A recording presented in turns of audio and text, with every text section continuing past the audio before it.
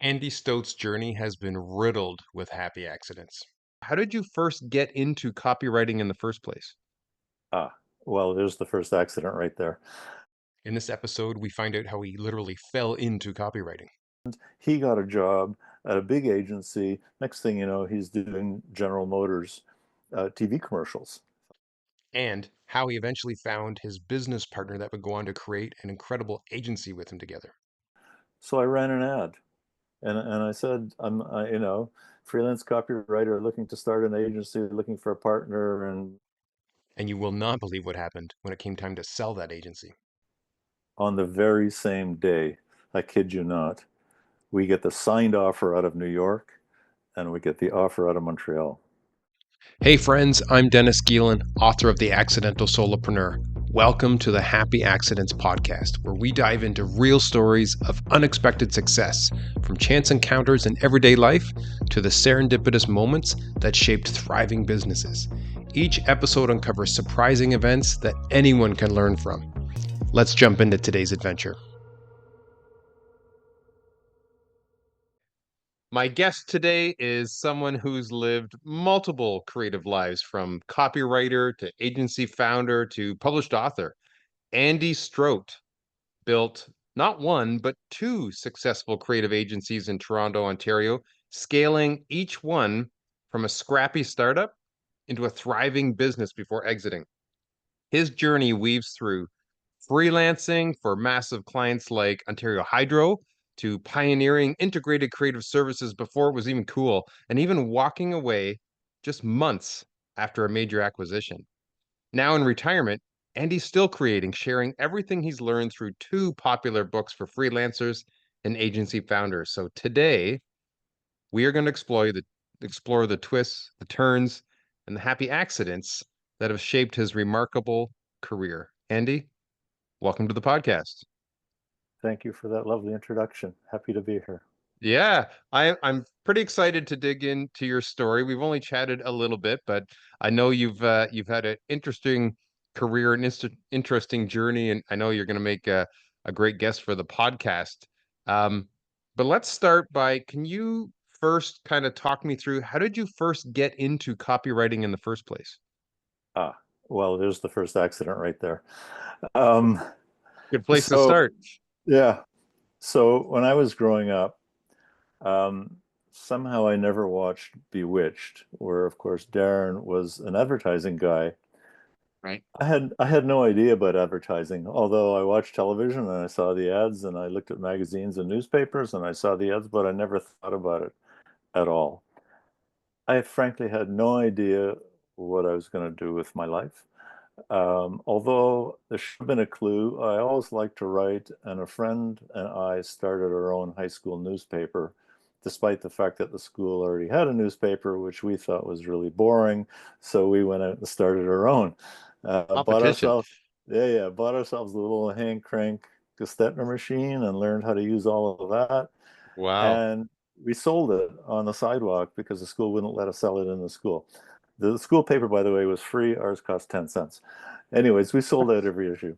And we, the two of us wrote the whole thing, right? About, I don't know, 16 pages, maybe 20 pages, stapled together, real street kind of production. Yeah. Um, so we did that. After that, frankly, I had a bunch of odd jobs, and I went to Europe for 6 or 8 months, something like that. And I came back and had more odd jobs. And so now I'm in my early 20s. And the same friend that started the school newspaper with, he ended up in the mail room of an advertising agency back when they had such things.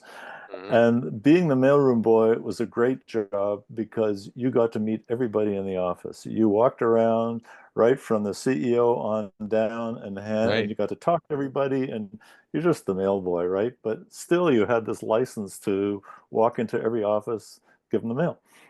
And then he saw what everybody did, and he decided, oh, I want to be a copywriter.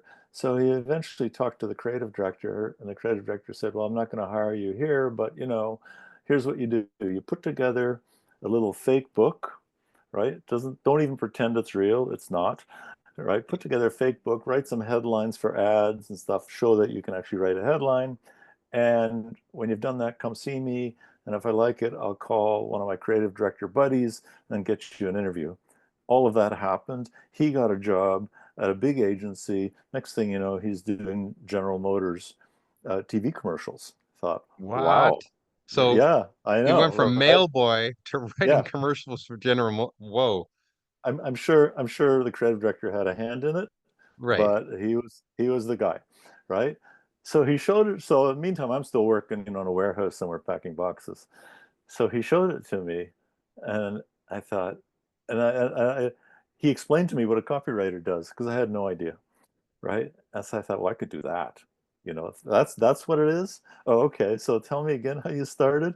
I did exactly the same thing.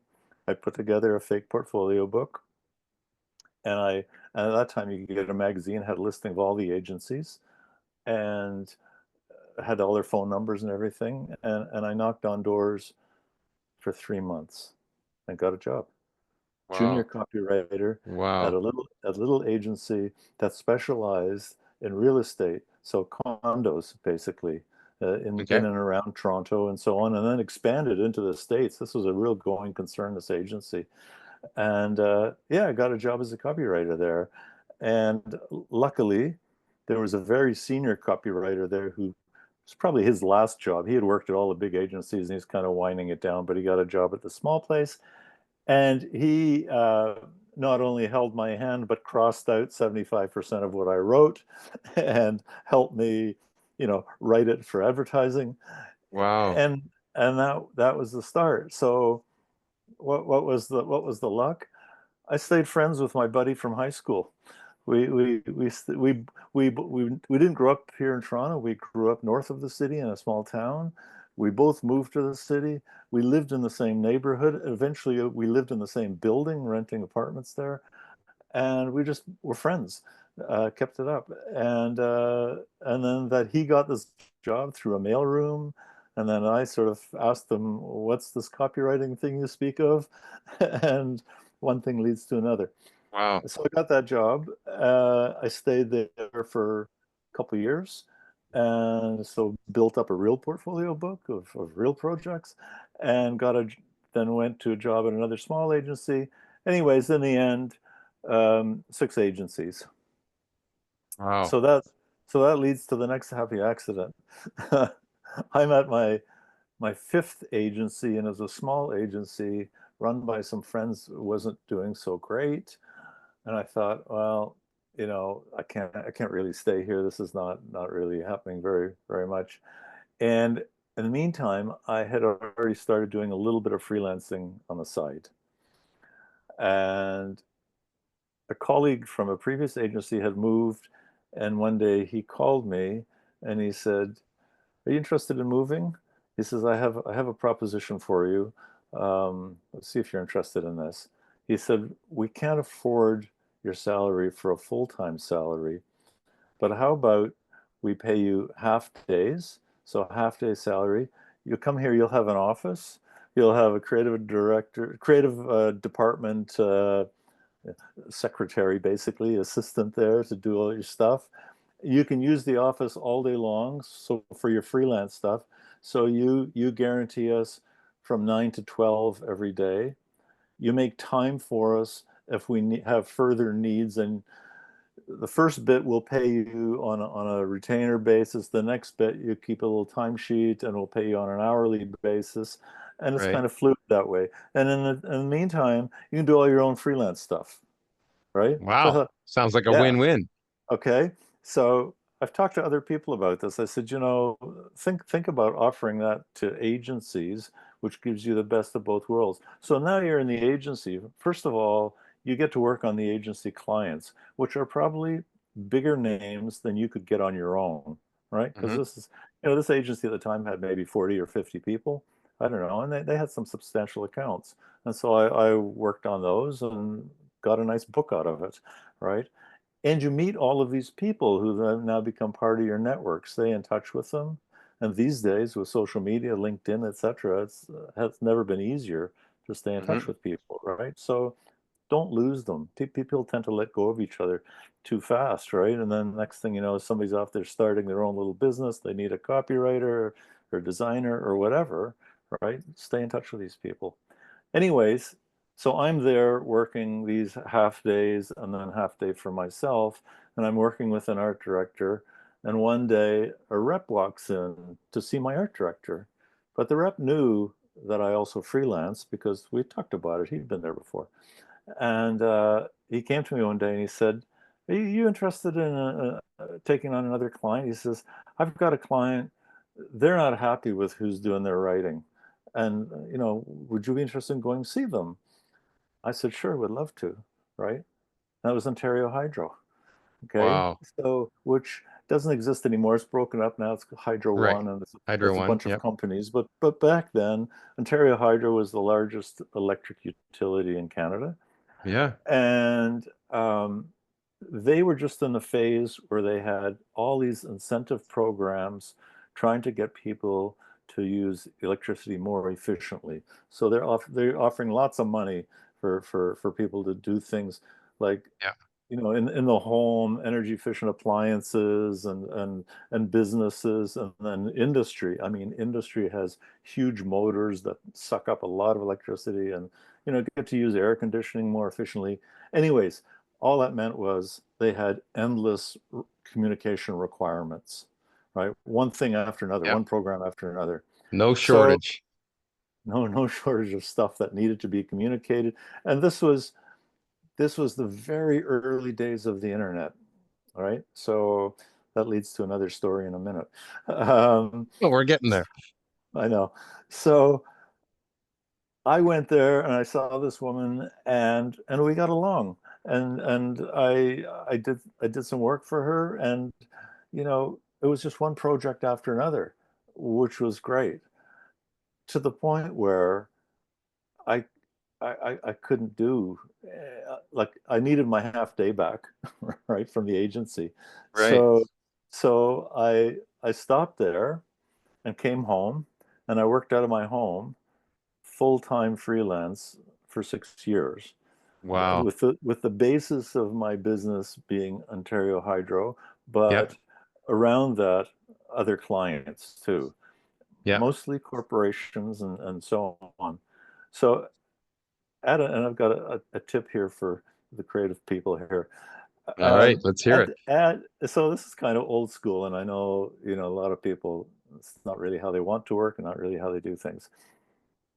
I had lots of face-to-face meetings. Hmm. I mean, first of all, it was convenient, right? I could take the subway to their office. So, Right. I don't have to drive down there. It's pretty easy, right? And I know a lot of people don't want to meet face to face. They think it's a waste of time, or they're a little intimidated, or they're shy, or whatever, and it's just not a thing. So, how about we just, you know, email or text or whatever. I think face-to-face meetings create a much stronger bond Yeah. with people. You spend time together. You end up talking about all kinds of other stuff, not just the project, stuff Yeah. like that. But importantly, if you're working for big corporations like in Ontario Hydro, there's more than one person like my client there. The communications department had three people like her. I wasn't working for the other two people, right? Right. I Yeah. knew they were there. And then you'd walk in there often enough, we'd say hi to each other. I'm saying hi to my client and stuff, and there's the other one, and there's the other one, and wave and hi, how are you doing, and stuff like that. Next thing you know, I'm getting work from them too. So Wow. now I've got three clients at one company. Now I had to be careful because you can't you have to dance with the one that brung you, you know. Yes. I Yep. can't ignore the client who got me there. So I can't pay too much attention to the other ones. Just make sure to keep everybody happy, Yeah. right? But but I did. Okay. Then eventually what happens is these people leave, they change jobs, they go somewhere else, like they don't work Yep. there forever, and then they take me along with them. So they go to their new company, and it's Hmm. organized kind of the same way. The next thing you know, I get a phone call and say, hey, would you come and meet me? Are you busy? You got time for me? It's of course I have time for you. Yeah. So right into CIBC Bank, right? Wow. Another big client. Yeah, in through the side door is my favorite expression, right? Yeah. Everybody else is banging on the front door trying to get Right. into these big clients. I just get introduced in the side, pre-qualified.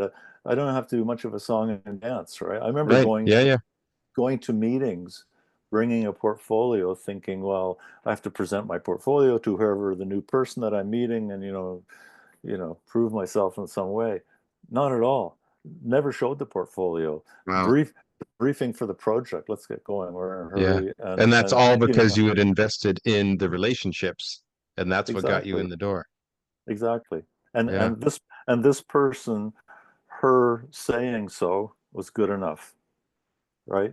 It's like if she brought me into Yeah. the room, that's all that anybody needed to Yeah. know. Yeah. This exact same thing, I had 5 clients like this, and different all over the place in different places. 5 clients who moved from job to job to job, sometimes a few times, and brought me along every time.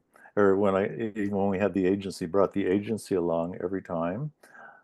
No other qualifications, no RFPs, none of that Right. stuff. Just come in and see. Yeah. A lot of people just don't get that. Like that is really the strength of a relationship. Well, and Yeah. doing decent work, right? You're not, Yeah. if the work is Yeah. crap, they're not going to continue working with Right. you at the Right. But you beginning. had built that trust, and as they say, Yeah, business moves at the speed of trust. The yeah, relationships there, the trust is there, yeah, the experience and the skill set is there. You've proven your worth, so you just kept yeah. getting new jobs. So I do want to touch on the agency side of things next, but I just want Sure. to go back and recap a little bit and dig into a couple questions here. So right off the bat, you had no formal education in writing, High correct? school, high Just school, high school. But high you school, and then started in, two night courses at Ryerson, but they were on feature. Oh, that's the other thing. They were on feature writing, right? It right. wasn't even advertising writing, Yep. but in the same week, I had 2 feature articles published. The front page of Marketing Magazine, Wow. and the front page of the entertainment section in the Saturday Toronto Star, which Wow. Peter Goddard was the editor, Yeah. right? Incredible. And that one was an assignment for my class. Right. Yeah. But But here that you was it. are coming out of high school. Yeah. Uh, you've got some high school level, you know, Yeah. Yeah. courses in Yeah. writing. You took Yeah. the initiative with your friend to start the newspaper. No obvious experience prior to that in how to write newspaper articles or run No. a newspaper business, but you did No. it. You took Yeah. action. You had no prior experience or formal training in copywriting, but you see your friend Yeah. go down that path. That looks interesting. I think I'll go that way. I Yeah. hear so many different stories from people where they love their career, but it is not even close to what they thought they would do.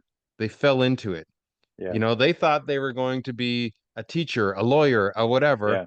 and they Yeah. end up way over here doing something completely different because Yeah. the opportunity kind of just fell in your lap. Do you ever look back and just say like, Yeah. what would have happened if I chose a completely different path? Like Well, it's so what what would have happened if I even thought I might go to university, right? yeah, Which yeah, which at the time, being a stupid 17-year-old or whatever it was, I thought I have no idea why I would go to university.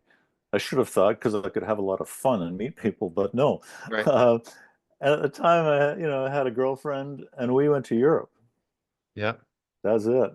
There you go, In the there you go. meantime, I'm doing odd jobs, packing boxes, working in restaurants and stuff like that. Hmm.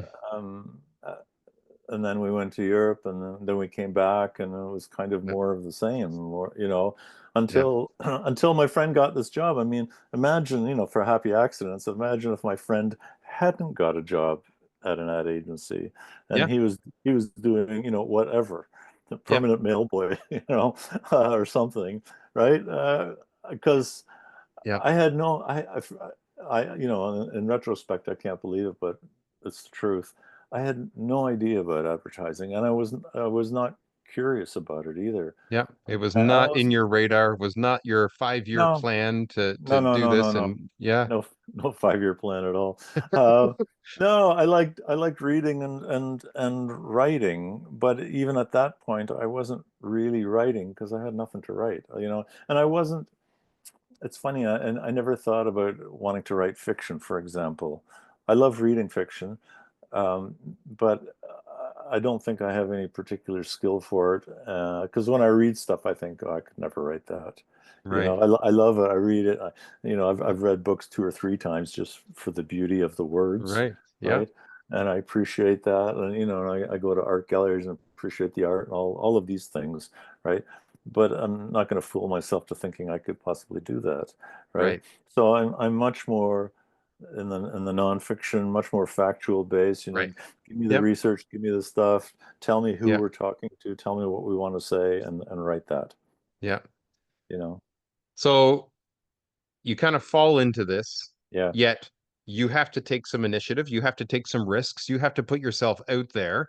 yeah, You could have seen your friend do what he did and go, "Well, I'm not going to do that. Who am I to put together a fake yeah, portfolio and start putting my?" But you yeah, didn't. You did it, yeah, and opportunities came your way, but yeah, you also had to take the risks and capitalize on them, and you yeah, continued to do that. So yeah, that got you in the door. You started freelancing. Love that story about how the company even offered, "Hey, you want to use our yeah, services and our place and stuff to do your freelancing," which got you in the yeah, door at Ontario Hydro.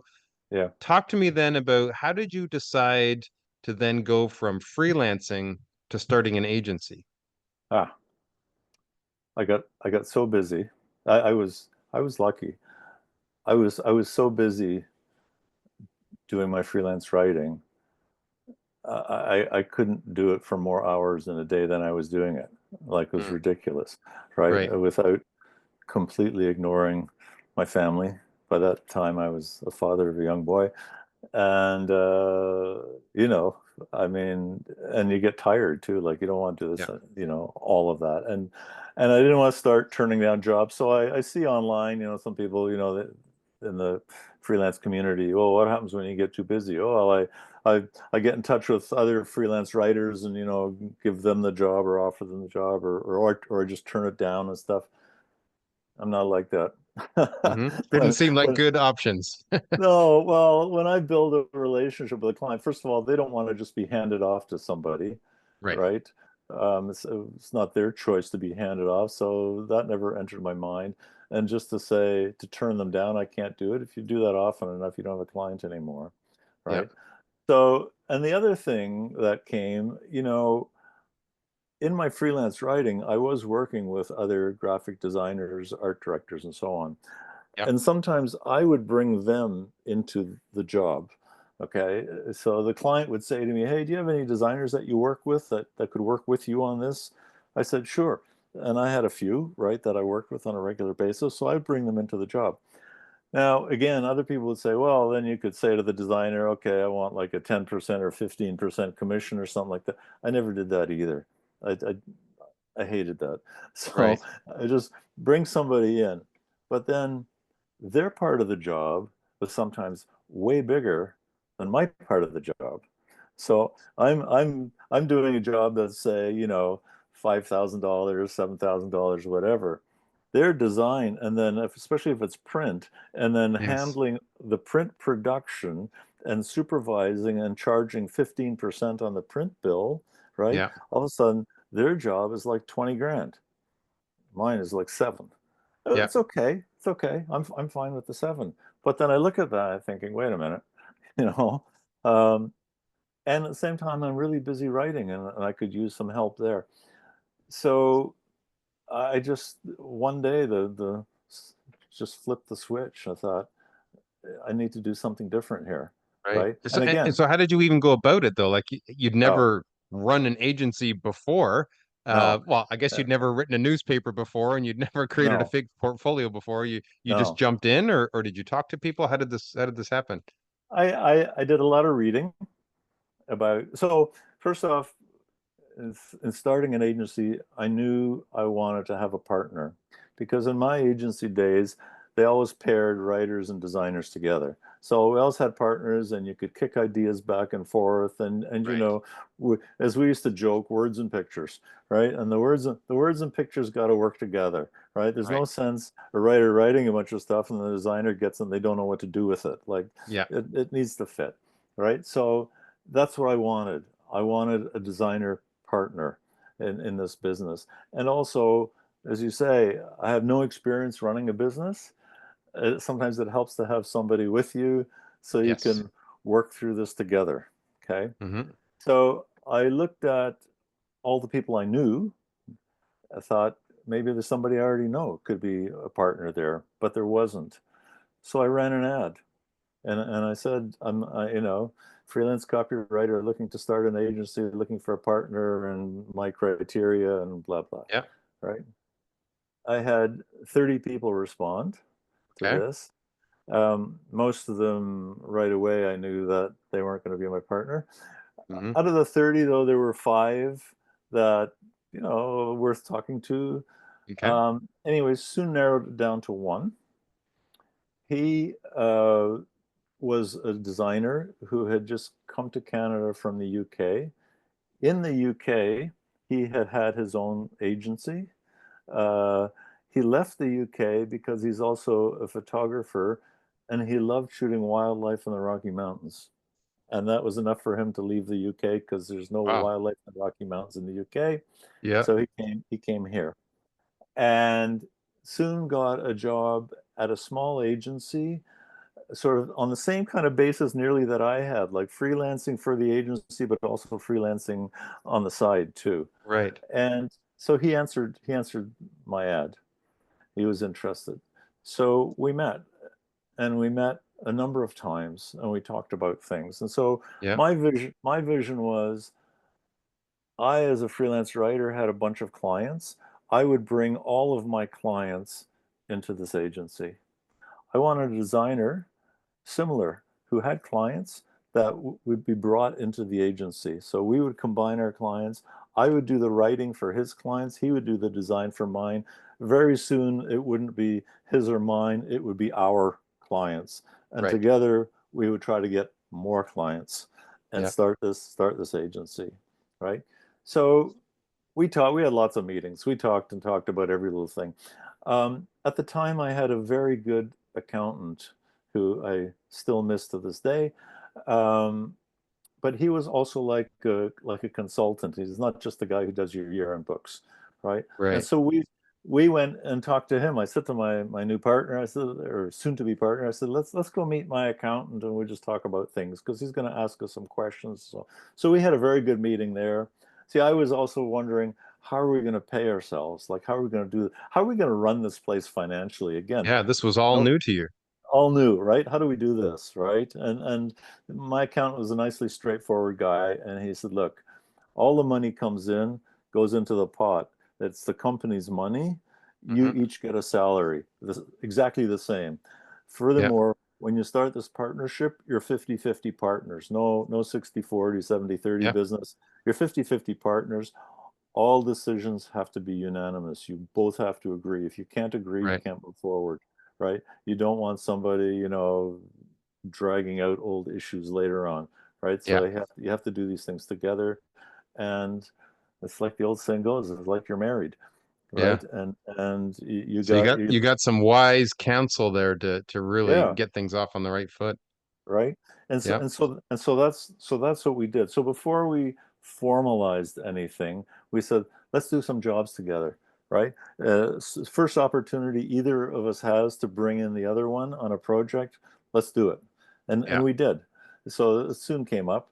And so And we and worked together. and you found working together, your styles also matched like that. That Yeah. was no problem.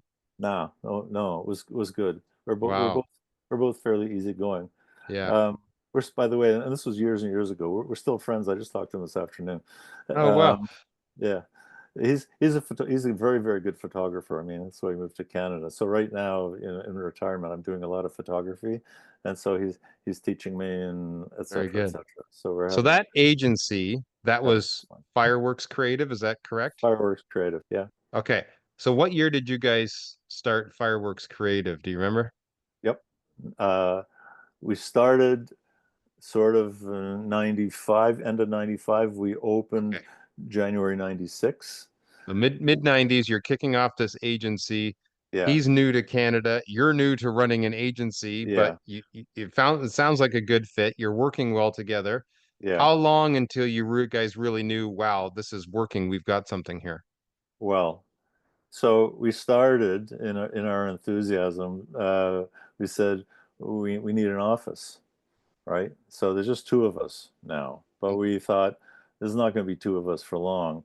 So we rented space. It was raw space, completely empty, and we had it outfitted into these sort of open offices for 7 people, Okay. right? Right off the Room bat. to expand. Yep. Yeah. So we had the two offices, and we had other friends in the business, and so we sublet some of those spaces, and we Okay. said, until we need them ourselves, you can have the space and for X dollars a month, whatever. And that worked out well, right? So it's kind of a nice, happy environment, have a few more people in there. But within a few months, we hired our first hire, who was a designer slash web programmer. And so now there are three of us. And then the fourth person was a project manager, office manager, because already got to the point where we've got all this admin stuff, and it'd be Right. way better if somebody else did it, Yeah. especially somebody who's good at it. Yeah. Get that non-creative stuff off our plate and let somebody do Exactly. that who's got a Well, head for that. yeah, exactly, right. Get Yeah. somebody who's good at it and Yep. organize our books and our paperwork Yep. and like that. So in short order, there were four of us, Right. and it didn't take long. I think within a year, I think there were 7 of us, Wow. right? So you filled the And seats. yeah, and our business kept growing. We got into like Manulife Financial.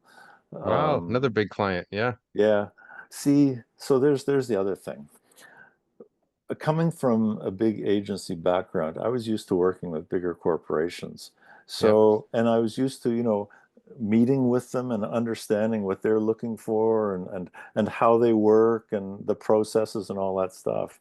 Yep. I always encourage people, freelancers, try to get into big corporations. Hmm. First of all, they're more professional. Like this is what they do for a living, right? Yep. Because if you're dealing with a small mom and pop client, as much fun as that might be, they're wearing 10 hats. Yes. Dealing with you is only one of the hats. They might Yes. not be very good at what they do, but they're trying to do 10 different things. Yes. But secondly, in a big corporation, it's corporate money. They Bigger have budget. they have a budget that Hmm. frankly has to be spent by the end Yep. of the year, right? The old story. Whereas in small companies, it's personal money. Yes. And my facetious little saying is, I don't want to take people's lunch money. I'd rather Right. you take it and go have lunch, Yeah. right? Because I Yep. don't want to argue over, $50, $100 or something like that. I know it's meaningful to them, but still, it's it just sucks up your time and energy. Yeah. So So so yep, 1996, early yep. you launch. Within a Hmm. year, you're up to 7 employees. You're getting some big clients. How long did you guys run Fireworks Creative? And when and how did you decide it was time to sell? So yeah, more accidents coming up. Um, Okay. so within 5 years, there were 30 of us. The Okay. the the the company next to us, they left. We just broke down the walls and took their space, right? Okay. And then and company to the other side of us, they left too. You So just we kept took their, expanding. yeah, we kept expanding, right?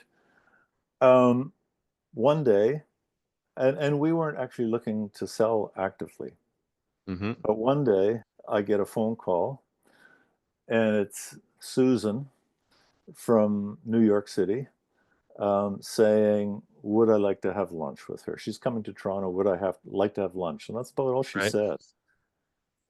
Anytime a woman phones me and says, from New York City, says, "Would I like to have lunch?" There's only one answer. Yeah, That's of right. course I would. Yes. Yeah.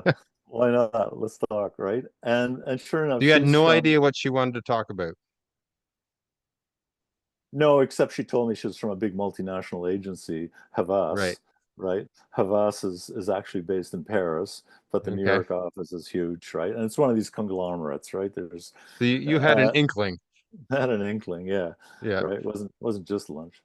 So she said, and at the time we were something a little different because we truly were an integrated communications agency. We still did a lot of print, but we also did a lot of web and getting into email. This is before social media was a thing and all this other Yep. stuff, right? So we built the first website for Ontario Hydro, right? And we built the first website for a few other people. Wow. We were trying to figure out how to grow. We nearly merged with a 300 person tech shop. Okay.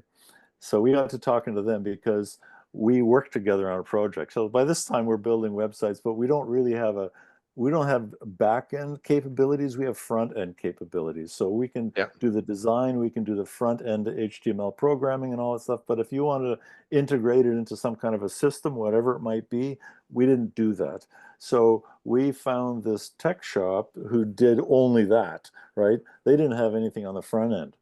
Right. And so we said, we should figure out ways to work together because we're the design communications guys, you're the hardcore nuts and bolts tech guys. So, we should marry this together. Yeah. We nearly did.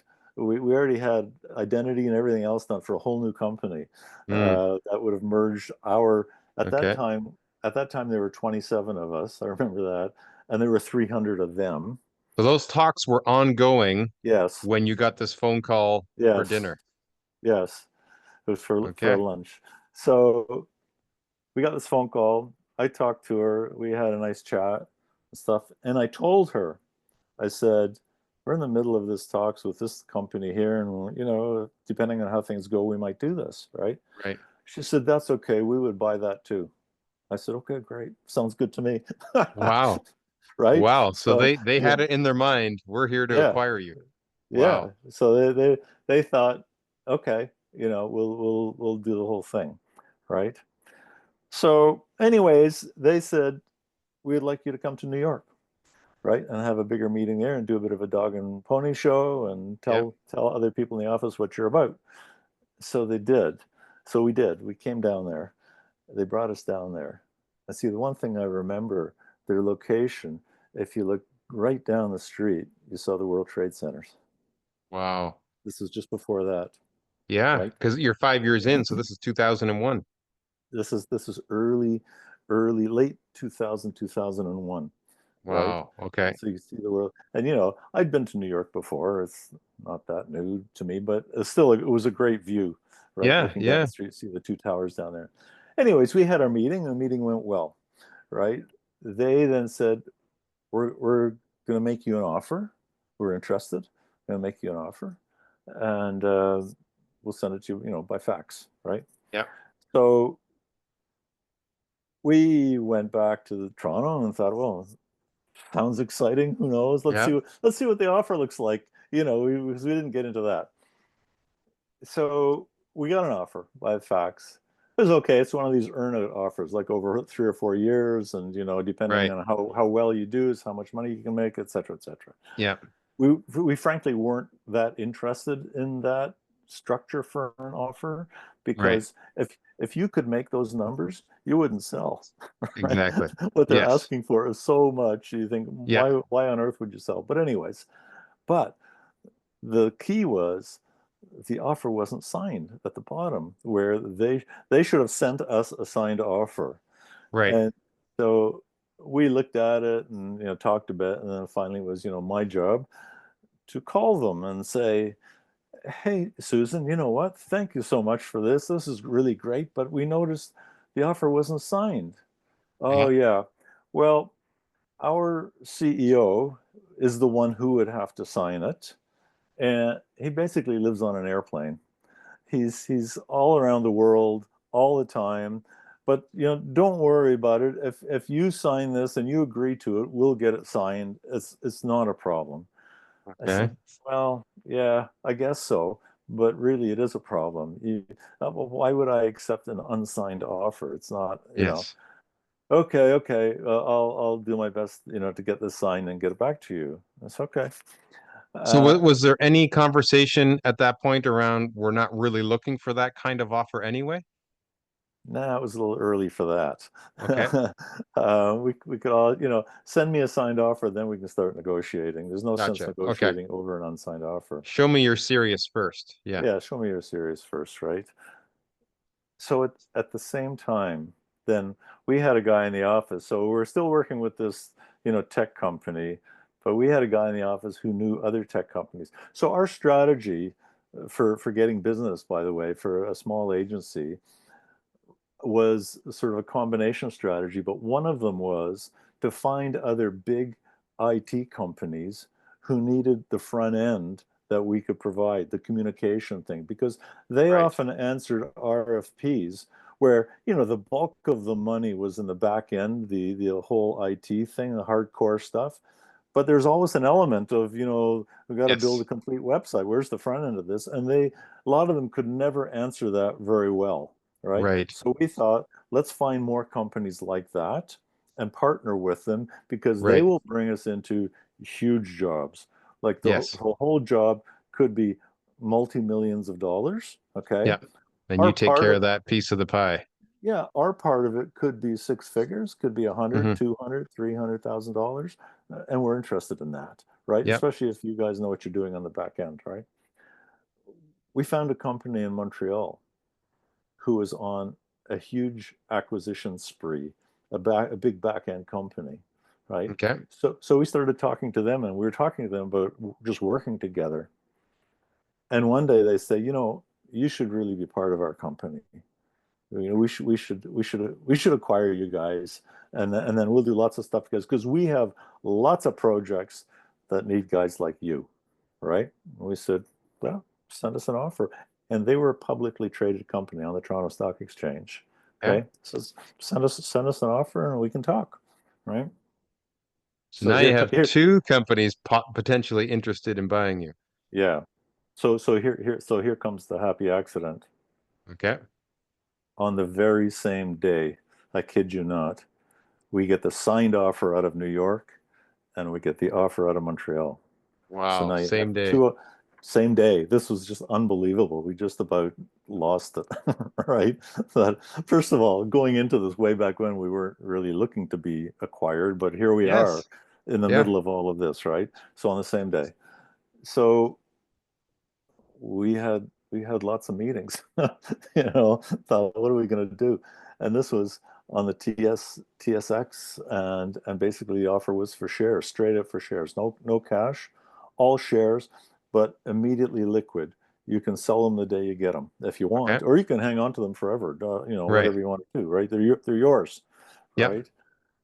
We had a guy who was a past CFO from Ernst and Young.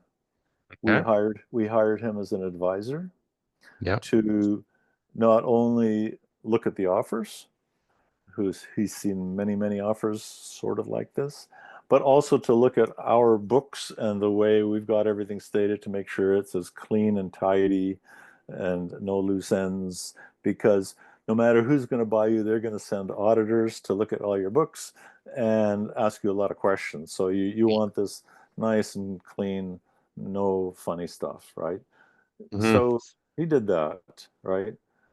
And then we decide, and so then, so the New York thing was kind of funny because they had an agency in Toronto. This conglomerate had a big PR agency in Toronto, and they already said to us, when you guys are part of our, world, Right. we're gonna put you together with this PR agency because we think you'd make a good fit. Why don't you Right. go meet with them and talk to them? And I said, okay, sure. So we went, right, and met with them, and we started working together, even though we're sure we're going to be part of the family. Right. But No what the agreement hell? yet, but you're working No together. agreements, but what the hell? Yeah. Let's start, right? Do you remember Compact Computers Yep. when that was a thing? We pitched Compact Canada together and won. So Wow. we thought, oh, this is a good start. right? Let's keep doing this, right? At this point, though, you haven't decided which No, offer you're going with. that's right. Okay. That's where we were. Takes a while, right? Yeah. You get So an offer like how this. did you decide? What was the deciding factor here? The tech offer was just cleaner. It wasn't a workout. It was this much in Right. shares. You Yeah. divide it up internally, however whatever your structure Yeah. is, and whatever, right? So was there an agreement in that one for you to stay on for so long during the Yep, transition as well, or yeah? yep, Okay. yep, yeah, yeah. Well, that's another story. um, yeah, and we did. So anyways, internally we met and we decided that's the offer that we like best, right? Okay. And so, the New York company representative, of course, were these PR people that we won the compact business with. And once we decided and we signed, and so the IT company sent their auditors, looked at our books, everything was fine and stuff, and that's just basically sign the papers, right? And now you're part of us, and that's it. We've acquired you, right? Wow. So now it was my job to go up to the PR company and said, "It's really great working together, and we'd love to keep working together, but we're not going to be part of the family," right? Right. And their faces kind of fell a little bit, Yeah. How and did that go over? it's okay. It gets better. Um, I'll tell you in a minute. Uh, so, So many chapters to this saga. oh yeah, there's a few. So we said, we'll finish. We'll keep working together if you like, but we're sort of officially part of this, right? Anyways, our deal with the Montreal company, it lasted for us personally, for me personally, and my partners, 6 months, right? And Okay. it was their decision. After 6 months, we're free to go do whatever we want to do, right? Okay. Which is fine, because the other funny stuff is, after we got acquired, as much as we tried to work together, and we went to Montreal, they're based in Montreal. We went to Montreal a bunch of times. We talked, we had meetings with all their VPs and all the people in charge of the jobs. We never did a project together. Not one. Really? No, Wow. no, right? And so then they just wanted to know. See, I'll tell you what attracted them to us were our clients. So we had big clients, Mm, right? CIBC, Ontario Hydro, Manulife, etc. They yeah. thought they could get in and do the back end IT for them. But Right. and they wanted us to introduce them. I said, yeah, but in our relationship with those clients, we know the marketing people. I don't know the back end IT people. I can make some inquiries about that and see if I can Yeah. find out who they are, but I have no in with them. Like there's no, Yes. there's Yeah. no It's not relationship a yet. warm lead. It's more of a cool No, lead, right? Yeah. yeah, I can tell you who they are, but you could probably find that out yourself anyway. But Yeah. anyways, so 6 months later, we're free to do what we want, right? Which is okay. Well, we all got paid. It was fine. Money was good. It was in the middle of summer, and Yeah. uh, and it was good. So I decided to start another agency. I didn't know what else to do, and besides, so when we were acquired by this Montreal agency, we told our clients, obviously, Yep. but we said, as far as you're concerned as a client, it's business as usual. We're here. We're going to keep doing what we're doing, and it shouldn't really bother you, right? Right. In a sense. So it was fine. None of the clients, it didn't affect our relationship whatsoever. And so Um, now was in that agreement though, was there any stipulations around you can't just go and now start another agency and work with those no. clients again, or there was nothing like that? So here's the thing. No, no, there wasn't. There was no anticipation of us not being there, Right. right? No And non-compete clause or anything like that. well, you see, there may have been, but no, no. But here's the deal: they didn't do what we do. Like we were two Right. distinct halves. Like Yes. it's not like we're taking their marketing business away because Right. they don't do any marketing business. Right. They do hardcore IT stuff, Right. right? So But now we're that not. they've acquired your marketing side, I know, I know, but they were so not interested. They didn't care. Like wow. it was just Wow. it was not a thing, right? So you went and started a new agency. So the next one is Context Creative, is that Yeah, correct? that's right. And did you Yeah, end up getting a lot of those same clients back? all of them. Wow. We started with all the clients, Wow. all of That's them, incredible. right? So here comes the funny part. Okay. So I started not with my partner from fireworks. He decided to go off and do more photography and had his own clients and stuff. Okay. And so that's fine. But at fireworks, I had still another partner. So he and I started Context, right? Okay. And we both lived in the same neighborhood here in the city too. But we needed office space. So what do? We call up the PR agency who had lovely offices up near Summerhill Oh and my goodness. said, "Do you have space to sublet?" And they said, "Yeah, we do." I said, "Be okay if we moved in here?" They said, "Sure." Uh, What? yeah, and so we were there. And that, by the way, is where we together watched 9/11 on the TV in their boardroom. So Wow. we So this is so we later that same year. This happened pretty yeah, fast. yeah. Wow. Yeah, happened fast, right? So Uh, and did you bring other employees with you, or like it was just the two we of you starting from scratch again, or we immediately hired one. So we had some money, right, from our payoff from our last agency, and yeah. we had existing clients. We just kept going. So again, it was my job. I wrote a letter to all of our clients, make it official, right? That it's still us, but we have a new company. It's called Context Creative. We offer the same services. We would love to keep working with you, and can we just keep going? And again, like there was no fall off. Like, and Wow. that's see, that to me is the strength of relationships, right? They could count on us. Like we when we said we would deliver, we always delivered. We were never late on anything. We no excuses, no bullshit, Yeah. right? It's like we were just hardcore. Like we would work all night. We would work weekends. If we said this is going to be done Monday morning or whatever, there was just no excuses. It was done, and it was done well, right? Whatever we promised to deliver, we did. We were Yeah. hardcore about that kind of Yeah. stuff. And Obviously it worked. I mean, your clients followed you. You had yeah, that trust, you had those yeah, relationships, and that yeah, was it. That is an yeah, incredible story. Just how that all unfolded yeah, and the way that was even allowed to happen like that, and you just yeah, kept rolling.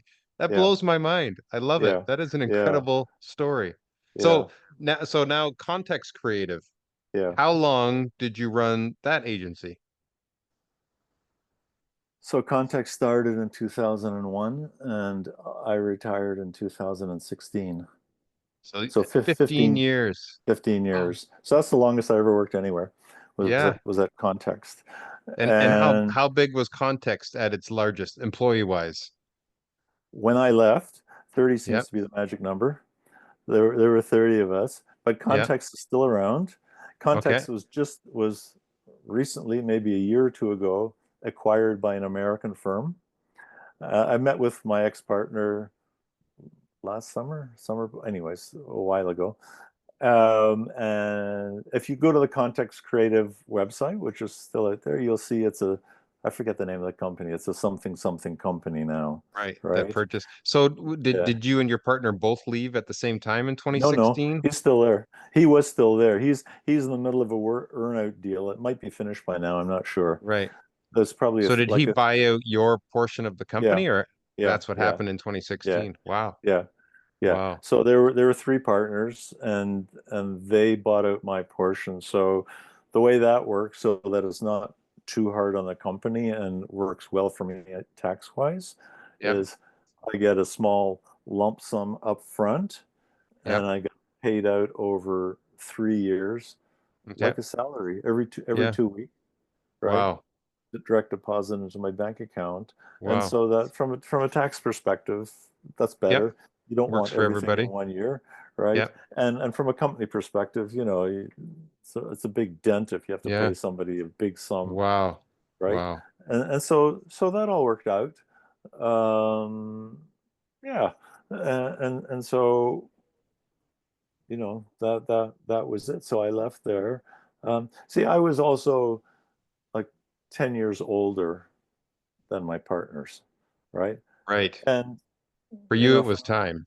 for me, it was time, and financially we were fine, and I have other things to do, you There you know, go.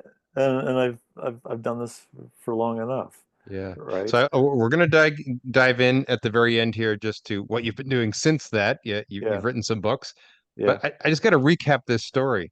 You start off as this kid in high school, yeah, no real idea what you want to do, no, you know, odd jobs here and there. You fall into copywriting because your friend does it. yeah, That leads to freelancing. That leads to two agencies. That leads to two buyouts and eventual retirement. You built mhm. an entire life around something you had no plans to ever. No, no. You just fell into. That is incredible. I love your story. Incredible. Thanks.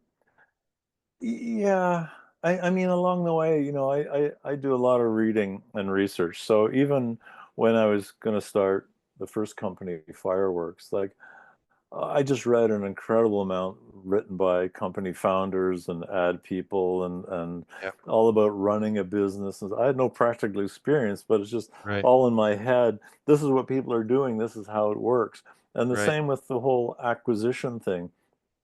I mean, back then there were companies buying other companies a dime a dozen, right, all over the place. Mm, And I read stuff what's going on in California, Silicon Valley, and stuff like that. And it was just companies merging every yeah. 5 minutes. And Well, and around 2000, 2001, yeah, that's the big dot-com boom going on, right? So, exactly. That's exactly it, right? And mm, and there were industry publications. So you read like Fast Company. You'd read. I yep. don't know if you ever came across a magazine. It didn't last very long. It was called Industry Standard, Right. which Yep. which was a real insider Yes. California tech story. So I'd read all that stuff, right? And Yeah.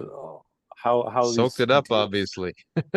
yeah, yeah, how these deals were set up and stuff. So I had a notion of how it might work, you know, but Yeah. and I had other people around me too. I mean, bringing on the ex, CFO of Ernst and Young, like he's Yes. got a whole different life experience and a whole different, Yeah. you know, uh, advisory capacity that I would Mm, never have, yeah. right? So before we talk about your books, couple quick questions just to kind of recap this major story, this major part of your life. From your experience or from your opinion, how important would you say luck and timing was in your building of that creative business and but how much of it was strategy and persistence? If you could kind of put a percentage on the two. um, I mean, such major turning points were all happenstance, all kind of luck, Right. you know.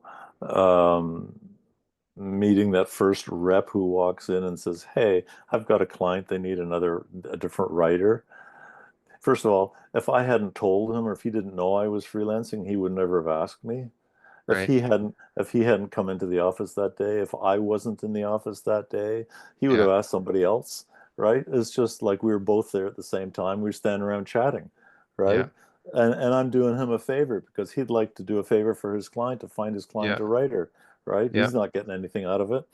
Um, you know, finding a partner for my first company. I mean, I put out an ad, I scanned through, 30 replies and Yeah. sort of narrowed down, but finding a guy who had real experience. He had a small agency in England. He came Yeah. over here to Canada. He was fresh to go. He had clients, so he had all the criteria that I was Yeah. looking for. Yeah. You could look around a long time before you found that. Yeah.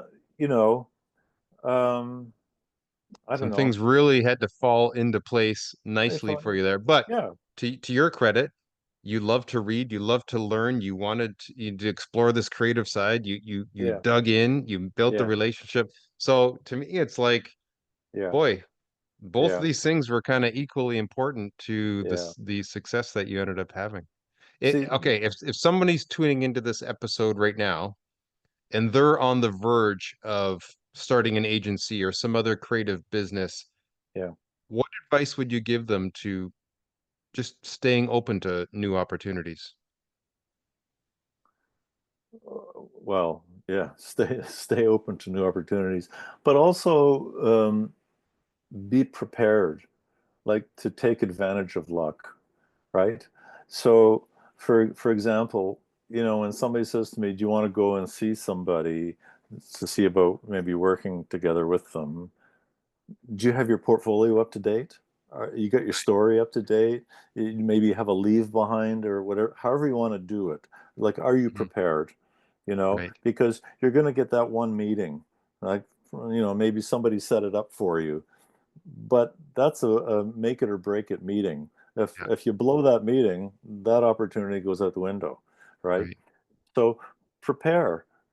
I met recently with a designer.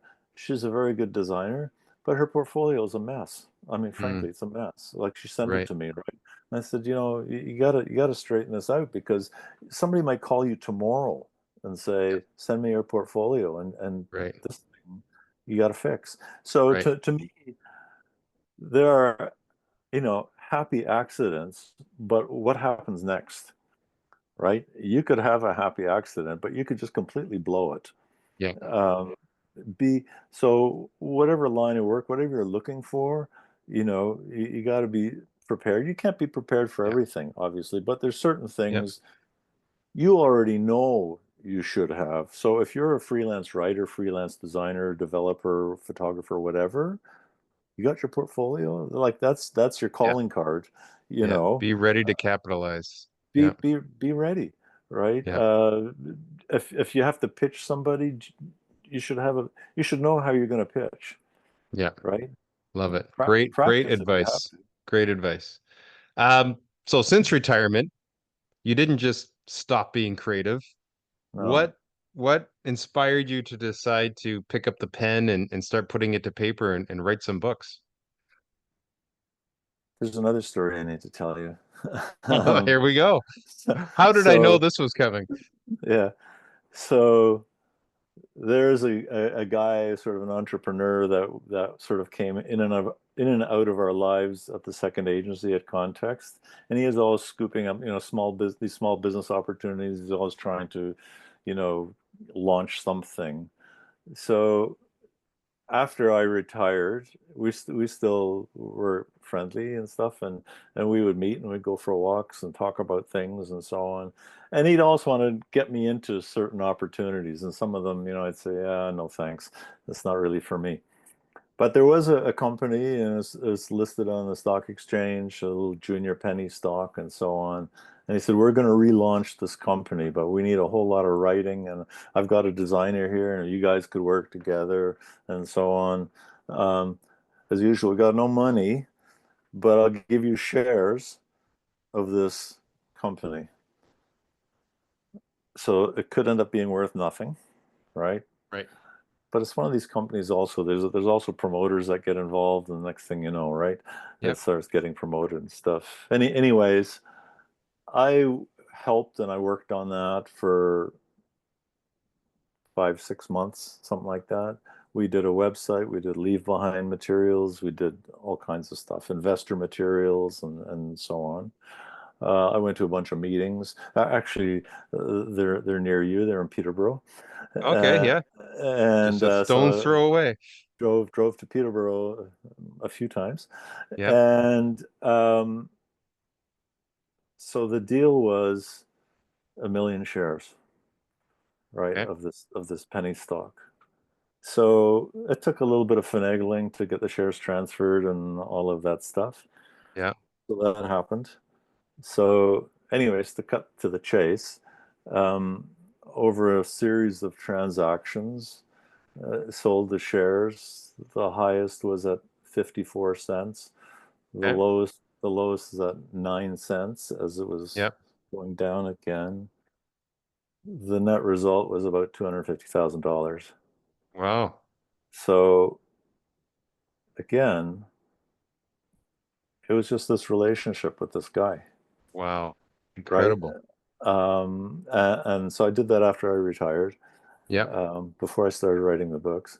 But he would always drag me into things because he wanted somebody to bounce ideas off of and, help him evaluate some ideas. And if you needed somebody to help with the writing, I would do that. I worked on a bunch of stuff with him where I wasn't compensated. It was very loosely structured.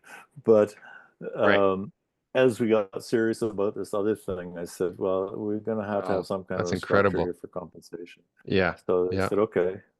A So million shares. Wow. yeah, so that was, I mean, they were, I mean, it's still trading now at fractions of a penny, Right. right? Right. But, Yep. So you did but, well.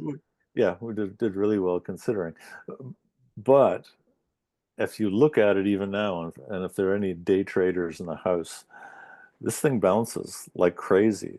Depending on how, if you got ice water running in your veins, you could you could double your money or lose most Right. of your money on any Exactly. on any given day, Yeah. right? Um, anyways, so that was the thing. Yep. So then writing books. I just decided one day I wanted to do it. And I thought about, I don't know, people ask me sometimes about things, about business and, running agencies and freelancing and all that stuff. And I heard lots of stories about people thinking they want to start some kind of an agency or something. And Yep.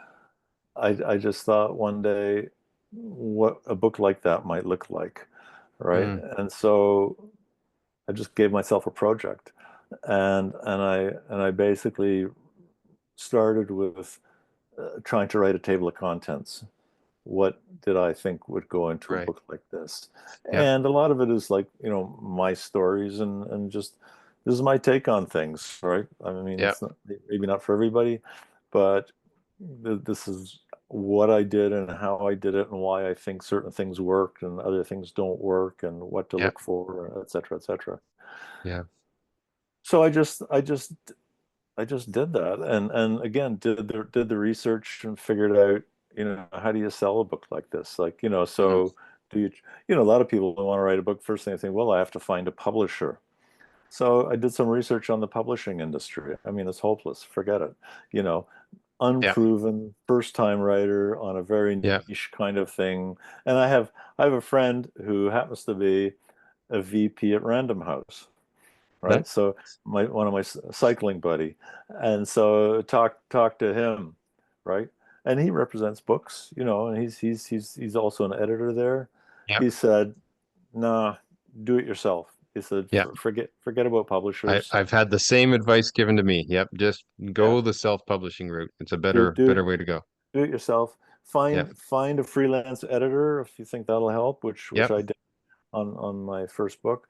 Um, do the best you can, right? Yep. Learn about books, read Yep. books, find find other examples, find good books, Yep. and just have at it, Yep. right? And then, as much as people like to dump on Amazon for various reasons, and I agree with some of them, it's unbelievable. It's unbelievable what they have put together Yeah. for self-published writers, So easy for publishers. I mean, I can't right? believe it. They take care of all the printing, the distribution, and that's where most people go to buy books anyway. So why Yeah, not just publish it yourself there? Yeah. yeah, Same right. thing. Round the world. Yeah. I had a comment from a guy in Bulgaria. He bought it. He bought it in Hmm. Bulgaria. He said the only thing that could be better about this book is if you put out a Bulgarian version. I love it. I love So, it. It's so but you know amazing what? that people around the world can just get a Oh, hold of your book and read it, right? I got fans in Africa, fans in India. I still talk to some, just chat back Yeah. and forth on different Love it. things. So you've got two Uh, books. What are the two different books? They're both for oh, agency owners. Okay. How to there's start a one. successful creative agency. So this is walking somebody through how to get started. Yeah, That was your so first this book? is yeah, that was my first book, right? Okay. And it's still the most popular book. Wow. So these are people, if you think about it, I said, for graphic designers, copywriters, filmmakers, photographers, and Right. programmers, right? So these are people who are already in the business. You're probably a Yep. freelancer, or you might be working full time somewhere, and you're thinking, I'm going to Yep. leave this. I'm going to start my own company, I'm going to right? start my own agency. Okay. So, I'm not going to tell you how to do your job. Like, I'm not going to teach you writing. I'm not going Right. to teach you design, right? Yeah. This is really the How to business, start an agency. Yep. yeah, the business end of starting and running an agency, Yeah. Okay. right? So that's book That's, one. What's the yeah. second book? So there's a lot of people, believe it or not, they're freelancers, but they don't want to go beyond that. Like, Right. they don't want to grow. They They don't want want to to have work an by, agency. Okay. they don't want to have an agency. They want to work Yes. solo, doing what they're Yeah. doing. Yeah. How to So become a successful creative freelancer. There you go. So you got both sides of two, the spectrum two, there. two successful books, right? Love it. Love it.